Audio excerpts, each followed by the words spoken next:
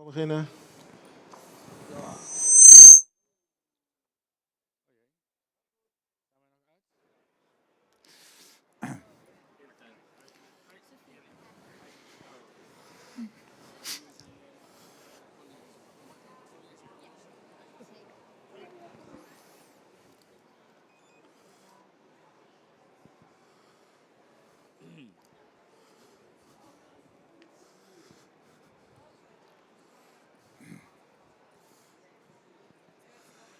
Good morning, and we're happy to see that you joined us here today for another great session.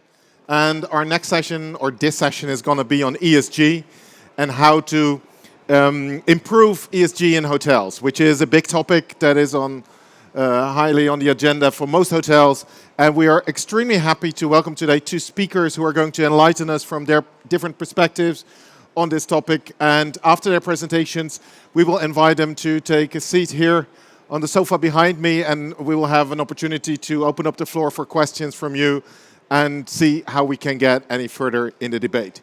As a first speaker, I'm really happy to announce Hein Simons from Colliers here in the Benelux, one of the directors, and the floor is yours. Give him a warm applause. Thank you. Thank you, Sander. Am I okay? Yeah. Can everybody hear?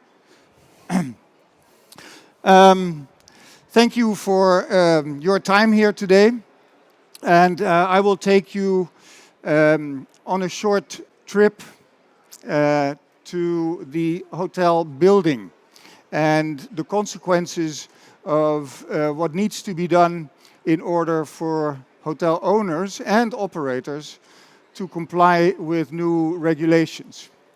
And in doing so, obviously, Colliers, as a trusted advisor in the real estate landscape, we do so in all the verticals: capital markets, research, development, interior design, agency, retail, and yes, also in hotel business. And we have four types of advisory scope.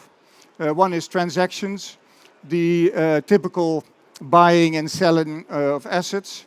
The second one is advisory, where we advise hotel asset owners or real estate owners on hotel operations and investments. And we do also do operator search and selection for them, as well as ESG consulting. Because ESG, with the new regulations which I will cover in a minute, is enforced as of January 1st, 2024. And it also means things for you, more than having a label such as Green Key. We also do asset management. We help and assist owners in making sure that the operator is sustainable, is also doing the necessary bit to make sure that your asset is in line with regulations and compliant. And the last type of work that we do is valuations for hotel assets. Briefly on myself, I'm a hotelier. I've been in the hotel business for many years. And I believe it was with Hans Meijer, the founder of Zoku, in 1997, that at the time in Golden Tulip Hotels, we had our first sustainable program. We had no idea about the new regulations that we have today, that they were forthcoming.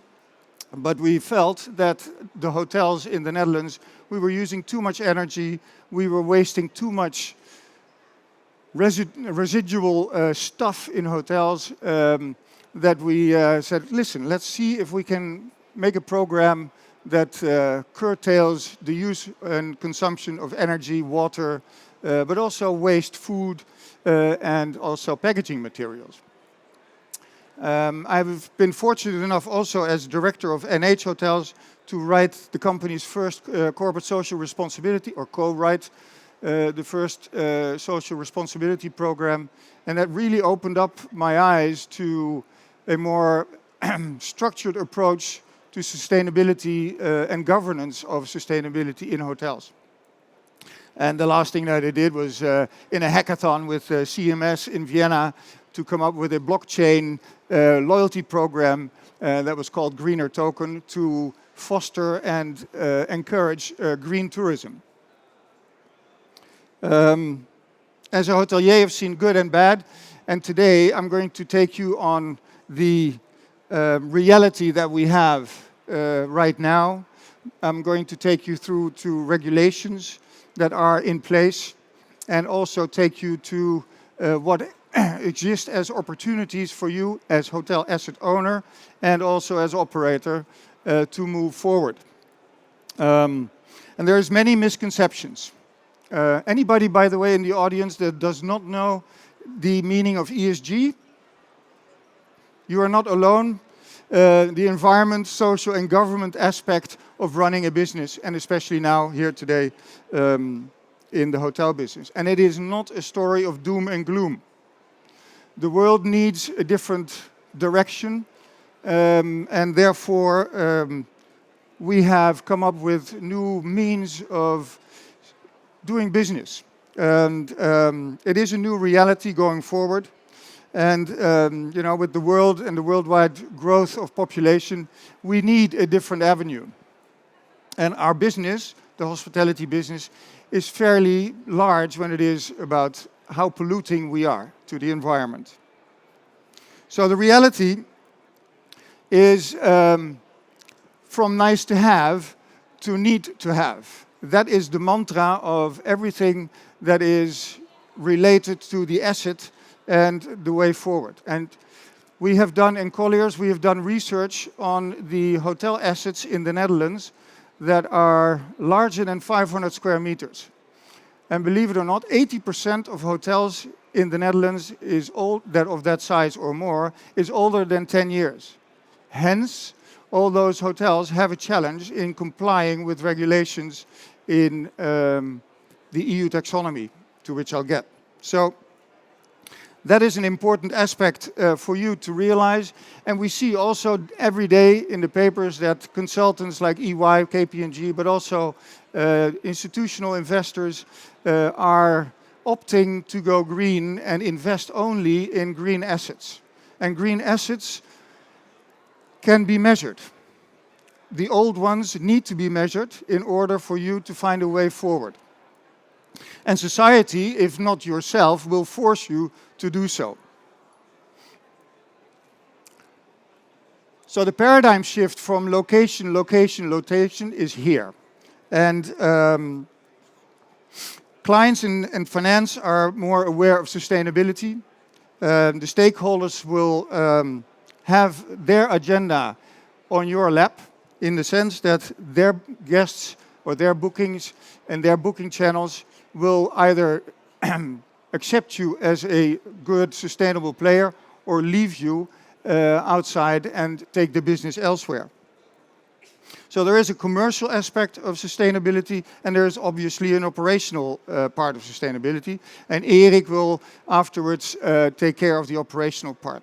But from the asset side, there is work to be done. And I am a great fan of an English PhD professor at Cambridge. His name is Brian Cox, and he gives you insights on how relevant we are as people on this planet in this vast universe of which we can see 13.8 billion years into the past.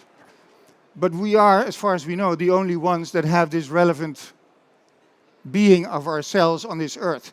So we need to make sure that also from an asset point of view, we do better for our future. And yes, emissions from buildings is 40% of the CO2 footprint. Tourism itself is 8% of the worldwide CO2 footprint, and that is very, very much. And we have an EU taxonomy, or the Green Deal, in which we have a deadline set to reduce carbon footprint with 55% by 2030 and with 95% in 2050. And it is law. So the impact of buildings, the rules and regulations, and the discourse that you need to have with your operator as an owner and as an operator with your owner is absolutely necessary in order to remain future proof. And as an owner, not end up with a stranded asset. Because non-compliance means that you can't lease your asset to an operator. And if you have an operator in your asset who does not comply, guests will leave the hotel left and go to a different competitor. On a regulation aspect, like I said, there is some new rules. And like with everything, rules that are new are not easy to comply with. But you have to take your time to go into the deep, not just fly over and say, okay, we're just halfway green. No, you have to go in and figure out what you need to do in order for your asset to be compliant with the regulations. And in order to do so, we need rules. And if we don't have rules, it's like in traffic. You know, if nobody abides by traffic rules, it will be chaos. And also in sustainability for hotel assets. And by the way, the area that is now defined by the European Commission in the Green Deal is law. As of January 1st, 2024, the Green Deal and the EU taxonomy has been set into active law. For the hotel business, not yet. Office buildings and residential is already in active law, but hotel business will be so as of 2025. So from the European community, we have above the line, we have the consequences of the Paris Accords. Where we have to make sure that the increase in temperature is below 1.5 degrees, which is already something that we have unfortunately passed, as it looks. And we need to make sure that in the EU taxonomy we have this yardstick that we measure our own assets and your own operations with. So if you measure, then there is a defined yardstick to do so. And the yardstick is also good for you to measure up and to see how good you're doing versus your competitor and other neighbor, so to say, in the hotel. In order to make sure that we also know what we're doing, there is a reporting directive. And the CSRD and the SFDRs are two regulated reporting systems in which you as an operator and also as an owner, you need to report. And all companies will have to report. There is 250 people threshold, 25 million balance sheet and 50 million in turnover. You have to comply with. Otherwise, you might be greenwashing, and we can't do that. There's barriers and motivators. Barriers have been, it's so expensive, I don't know what to do. You have to. The doubts on ROI are no longer. Materials to be used are much cheaper, and therefore you have many opportunities to move forward. And yes, also the motivators are that you as an owner or operator want to do something good, not only for yourself, but also for your environment and the stakeholders that you have. And it will, in time, provide you with the proper returns. We're all affected to be responsible. So the operator, the owner, the financial people, and yes, obviously, the hotel guests. And there is a difference between what you say you want to do and what you are actually doing in being green or being sustainable. And there is an intent gap still. The gap between what you say that you want to do and that you are going to do is getting smaller and smaller. And booking channels and hotels are actively participating in order to improve that. But only together this change can be made. And yes, now at the end, the opportunity, and then I let you go and I give the word over to Erik. There are chances. There is plenty of chances to move forward. And yes, to give it focus and to give it resources so that the hotel asset and so that your operations are compliant with the rules. Not doing it is an option, it is not a good option. And change is never easy.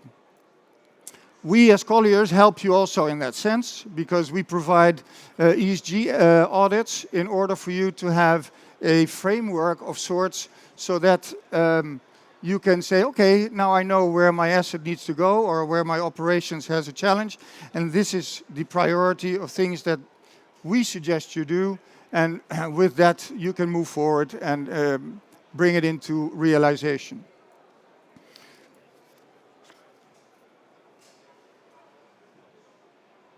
Good. Reporting I already covered in a brief way. There's general reporting, strategy.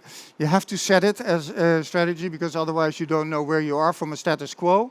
There is analysis tools that we will also be able to hand you so that indeed your building and your operations you can say, okay, this is the status quo, this is my zero measurement point, and on a weekly or on a monthly or an annual basis or quarterly basis, you can bring your asset and hotels forward. Now, don't forget, owners need to invest, operators need to also make sure that they accept possibly an increase in lease, because you will also have an increase in revenue possibilities with a sustainable hotel concept. So it started the transition. You have to decide to be part of it. And that's an active decision that you need to make. And that, in the end, is the difference in the old paradigm that will move from location to ESG. Thank you very much. Oh, by the way, here's my email and telephone number. Thank you so much, Hein. A new paradigm. I think the original came from Mr. Hilton, the new one comes from you, so that's a nice comparison. Next on to enlighten us on this topic is Mr. Green Key, Erik van Dijk. Thank you very much for the opportunity to talk about the Green Key and ESG. I'm Erik van Dijk. I'm the General Manager, Managing Director of the Foundation KMVK. We are a cooperation between the ANWB, Hiswa Recon, that's the Association of Campsites and Holiday Parks, and Koninklijke Horeca Nederland. And together we have the challenge to raise the awareness of corporate social responsibility, environmental friendly working in hospitality. We already in 1998, so about 25 years. And first we had a national label, it was called the Milieubarometer, the Environmental Barometer. And it was to show to the authorities that we are operating as friendly as possible for the environment. And it was a voluntary participation in the project, and it became a label. And then Hiswa Recon, who started this, they had to found the foundation KMVK not to audit their own members. We decided in 2007 to change the Milieubarometer into the international label of the Green Key.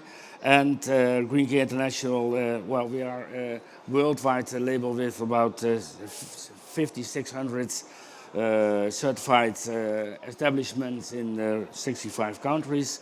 And in the Netherlands, we have about 750 participants in the program, and within that 450 hotels. Well, our benefits are transparency, quality assurance, international recognition, and we are continuing improving our criteria because of all the regulation which is coming over us. And in what Hein already said, it's not only voluntary anymore, but it's becoming regulations, it's becoming law.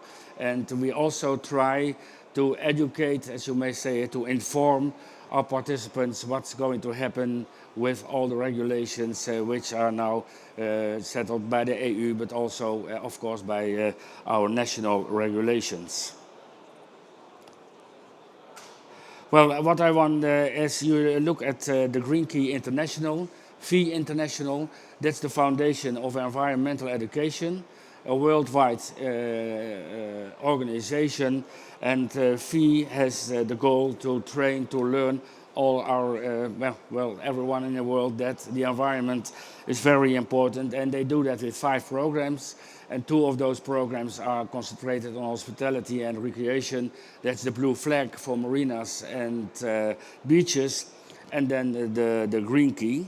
And they have also eco schools, learning about forest, and young reporters for the environment. And the central policy of the International is written down in the policy program of Gaia 2030.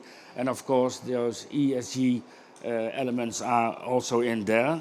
And the climate change, the biodiversity loss, and the environmental pollution are the 3 main themes in that program. And the umbrella program is then translated into the criteria of the different 5 programs we have. Well, if you look to the E of environment, the impact of the company on the climate, the biodiversity and the environment, we have several criteria within our system who has to do with the environment. And we have which can, in the use of water, energy, waste, cleaning, and that sort of criteria.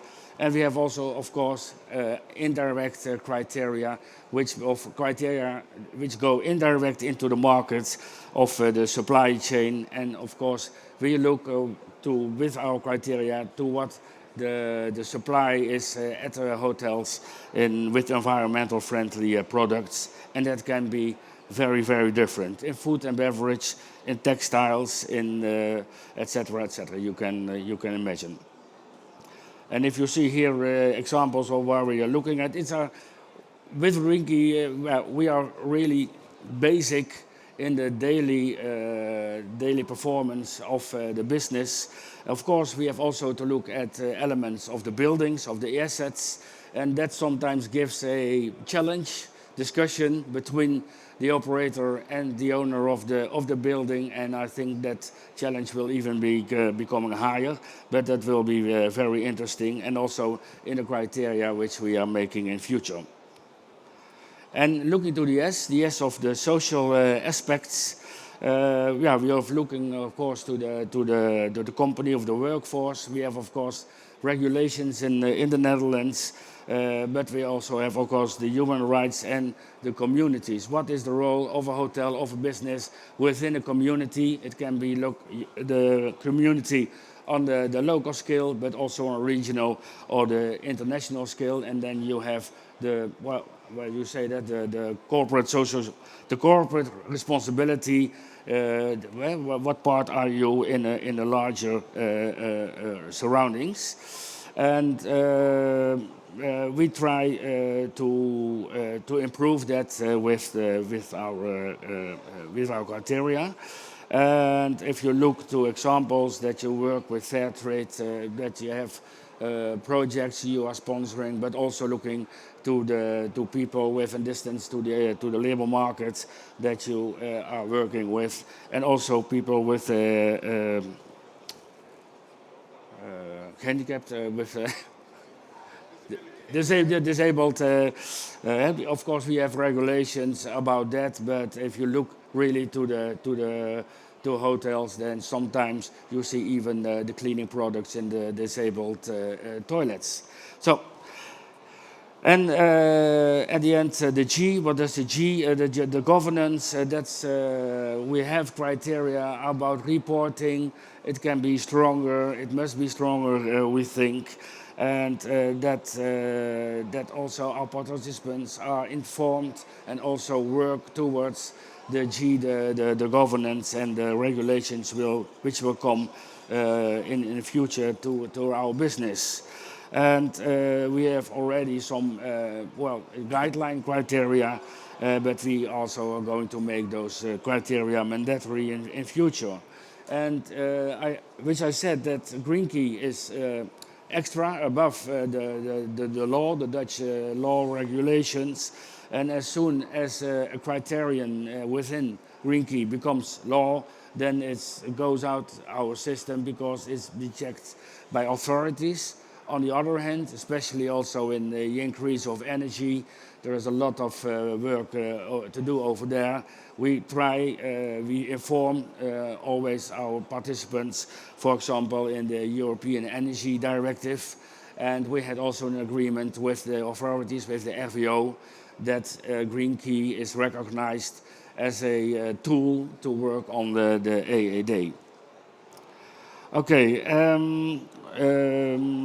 Well, this is an example of the G of the governance. Make it public to your guests, and the list of what they are doing within the measurements of Green Key.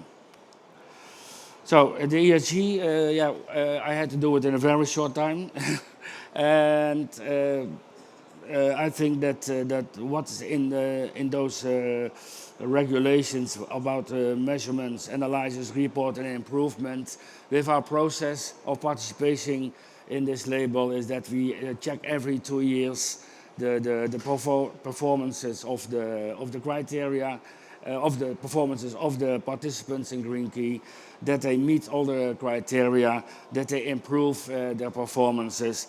And every 5 years, and within those 5 years, we also have within 3 years that we look to our criteria, if the criteria meet regulations, and how we can strengthen our criteria to increase the impact or decrease the impact of the sector on the environment.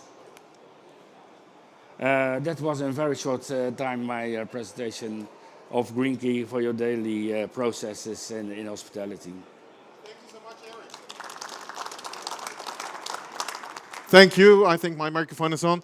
Hein, if you would be so kind, and Erik, to join us on the sofa, I think it's a good time to open it up for questions. And I leave you some time to think about your question. I will ask mine first.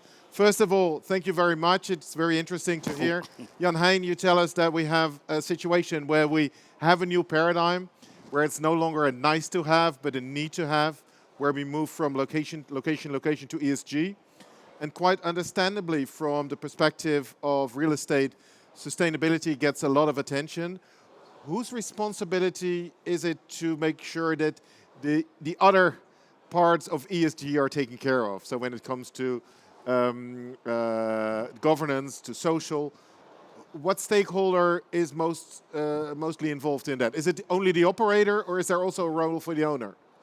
Well, they're both.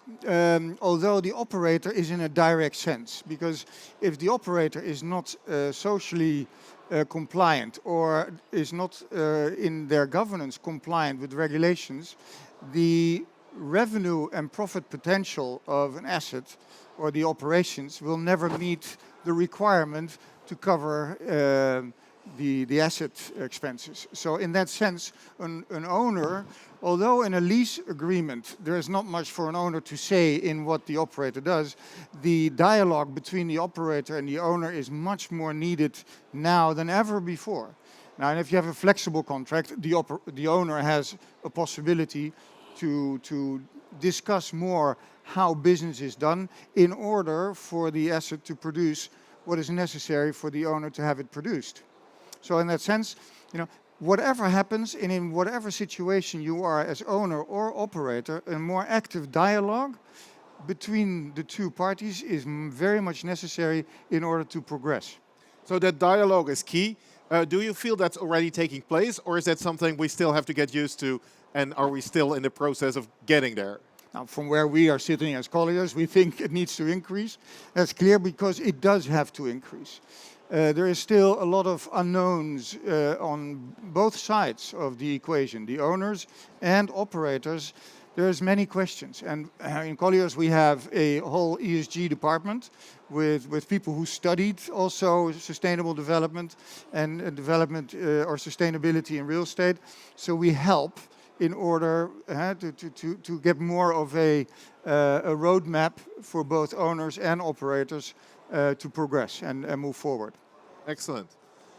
Erik, as you pointed out, well, I think we all know Green Key, and Green Key has become a household name amongst hotels. Most of us have Green Key certifications. In your talk, you also pointed out that it's quite holistic when it comes to ESG. And you have incorporated now steps to also address the other parts of the abbreviation. We've only just started working with ESG. Green Key has worked with the environmental part for a long time. Where do you see this going? Is it becoming completely equal? Is Green Key going to transform into an ESG key without changing the name, maybe? But Yeah. Well, we see I think that Green Key is part of the all measurements and regulations like ESG, but corporate social responsibility, CSRD, and other regulations which is coming to us. We see that within our participants there are a lot of them who are only who are having the Green Key as a goal, because they want the sign on the front door that they are approved by Green Key. And we have also a lot of participants who have the Green Key as a tool, because they know that they have to act environmentally friendly in their daily performance, but how shall I do that? And then the Green Key has more and more an educational system for internal processes in the business. And with that tool and with that education, we try to inform more and more the participants in what's coming in future. In the past, we had already criteria about LED lightnings in 10, 12, 15 years ago. And then they were all saying, oh no, that is not possible, and you can't dim it, it's the wrong colors. And now, 15 years later, we have perfect lightnings. So that we're quite happy if we look at the energy costs that we have them, right? Exactly. But then you see that the developments are very quick, and sometimes we have to run after the developments, but we try to be ahead. What's coming up to us, and I think that's also a new role within within our system. Yes, and I can imagine that, especially for smaller hotels, that having a guideline from a system like that can be helpful, as you probably don't have the resources to develop it fully yourself. Yeah. Let's open up the floor to questions. Are there any questions in the audience? I see two. I start here. Hello. I'm Felicity Cousins, editor of Sustainable Hotel News. I was just wondering about the OBTs and the green leaf behind that. When a hotel has a green leaf on a booking system, who's doing the data behind that, and who's verifying it, and how do guests know if they're really booking a sustainable hotel in that case? Are you referring to the system of Booking.com? There are others as well. Okay, that operate a similar system. I mean, everyone's starting to use that green leaf, and I just wonder where the alignment is and where the kind of verification is behind that. I thought that Booking had first their own green sleeve, that there was a self-assessment of participants, and then they got a green sleeve, but that they stopped that, and that they now are only working with the labels, which are worldwide, and that it is a third-party auditing label, and they will also announce that make a remark on that on Booking.com. Do you think there just needs to be more alignment across the globe about that sort of data to have less confusion? Whether you think there should be more alignment globally on this type of data, whether there should be a more normative approach, I guess. Of course, yeah. There is over 200 labels. So alignment is absolutely necessary. And I guess that the European Commission, with the Green Deal in Europe, has made a very important step in order for that to automatically happen, because with all due respect, the different labels do not match. And so there is a lot of voluntary effort, but not yet governed by certification and law. Yeah, and there is the risk of the greenwashing effect that everybody wants to avoid. There's another question on this side. Yes, talking about greenwashing, you see more and more labels coming in. You also see EarthCheck coming into the Netherlands now. More and more hotels, or also the RAI, I think, is having it. How does EarthCheck differ or is similar to GreenCheck? Green check. Or green key. Sorry. Green key. Well, I don't have the benchmark in my head at this moment for the. I thought that EarthCheck was working with accredited auditors, which is not the case at this moment with Green Key. We are working on that also in relationship to the future developments. And I know that Green Key is a system which is founded by an NGO, the VI International, which has more the ethical goal of learning about environmental aspects, and that we have as a sector to work on that. And I don't know exactly if EarthCheck is a commercial service. I thought so, but I don't know exactly. Hi, I have a question about pre-opening, new builds, refurbishments, because what I'm seeing from my side, I'm a consultant, is that they're still not taking into account energy usage in terms of buying equipment, procurement, in terms of build, although you have wells too, and leads. You're not seeing it being adopted, or certainly my perspective, in Europe in the way that it is in many other countries. So when you look at Green Key, for example, you're looking at the operations as it is. What is there coming to make sure that when we do these builds, that they are fully sustainable, compliant to ISO 14001 and environmental impacts, etc., etc.? What is going to happen about that? Ik hoor het niet hoor. The microphone is not very loud, or Can you summarize the question? Yeah, Speaking more directly in the microphone. In Bit summary, closer. what I'm saying is that for new builds and refurbishments, I'm seeing very much the same as pre-2019, right? So you're not seeing recycled material, upcycling, and the circular economy, i.e. keeping things being reused, etc. You're not seeing stuff being bought with end of life being taken into account. You're not seeing equipment bought in terms of energy use, and you're seeing it being bought on price still. So what legislation or laws do you think will be there to make sure that owners develop new builds or refurbish in a way that ensures that from day dot, these businesses are sustainable? very good and very legitimate question, if I may. In all the advisory that we do, we take that very much into consideration. Obviously, when you start from a blank, from a white piece of paper, you can go that route. And yes, depending also the contract, because if the FF&E is done by the operator, then the operator has. But the owner, from a relationship point of view and future value, can say, listen guys, for all of us concerned, our asset is going to be compliant to the full 100% on EU taxonomy and regulations. I have to report on it. So from a contractual point of view, I want you to also think of cradle to cradle and sustainable practices and social compliancy into your operation, because that will take our value together forward. So yes, from a contractual point of view, we try to do that. In our design and department, who does hotel refurbs and hotel furnishings, we also take that into consideration. We've done so also in redesigning a hotel group for a asset, a singular hotel here in Amsterdam, where we were very sustainable and recycled materials, so that the operator could also use commercially the fact that they are very sustainable, and yes, that our social governance is taken seriously.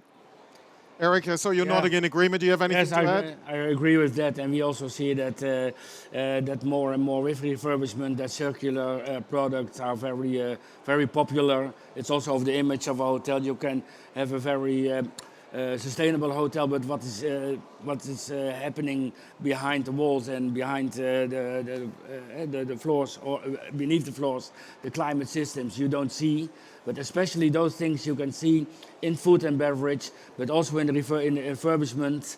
That's yeah. Then you can increase the image also of being a sustainable development. We have one more question, and then we're going to close it off. I'm happy to hand you the microphone. Thank you, Sander.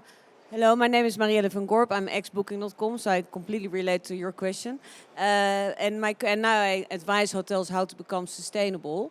So my question to you is, how do you see that tech solutions can help hotels to manage all the data and comply with all the labels? As you mentioned, there are 200 of them. How do you see, what are the opportunities according to you in terms of innovation in tech? Thank you. What opportunities do we see in technology that can help us in this respect, help us manage all these different systems and bring us to the next level? That's the question.